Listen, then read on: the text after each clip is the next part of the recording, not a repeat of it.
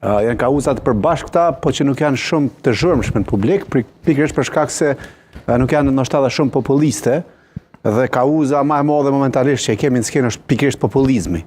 Dhe janë disa kauza tjera që janë shumë të rëndësishme për shoqërinë, janë shumë të rëndësishme për shtetin, janë shumë të rëndësishme për kombin, po që nuk janë shumë profitabile në aspektin e votës dhe që pastaj partitë politike nuk merren shumë me to. Për shembull, antarësimin në Bashkimin Evropian mendoj që është kauzë e përbashkët. Këtë partitë politike, synim kryesor e kanë antarësimin në Bashkimin Evropian. Po ashtu e kanë edhe në Këshillit të Evropës.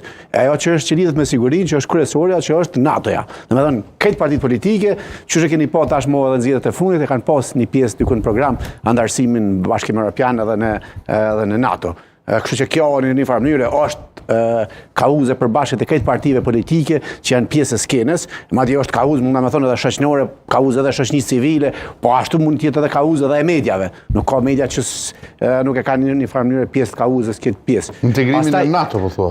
Antarësimin e NATO. Antarësimin e NATO, po. Integrimin në BE, edhe integrimin në Këshillin e Evropës. Pas tek integrimin në BE kam dyshime nëse është kauzë të çdo. S'ka parti politike që sepse ky euroskepticizmi rritet në momentin kur ofrohesh AFB-s. Po, veç na nuk kemi kërkuar ofër. Nëse bën qitash një motje të opinionit publik, të garantoj që Kosova mund të del ma pro-Europiania, ma pro-antarësimin në Bashkimin Evropian, se sa shtetet tjera që janë negociata që kanë shkuar shumë tutje. Pro-Amerikania po më pro-Evropiania. Ma pro-Evropiania se rajoni, pa fije diskutimi del, sepse ka ndodhur motje periodike të raporteve ndërkombëtare, dhe ka qenë gjithmonë pro-antarësimit në Bashkimin Evropian, sepse një pjesë e shoqënisë mendojnë që momenti kur jeni në Bashkimin Evropian ka përfitime edhe ekonomike, financiare këtë këtu.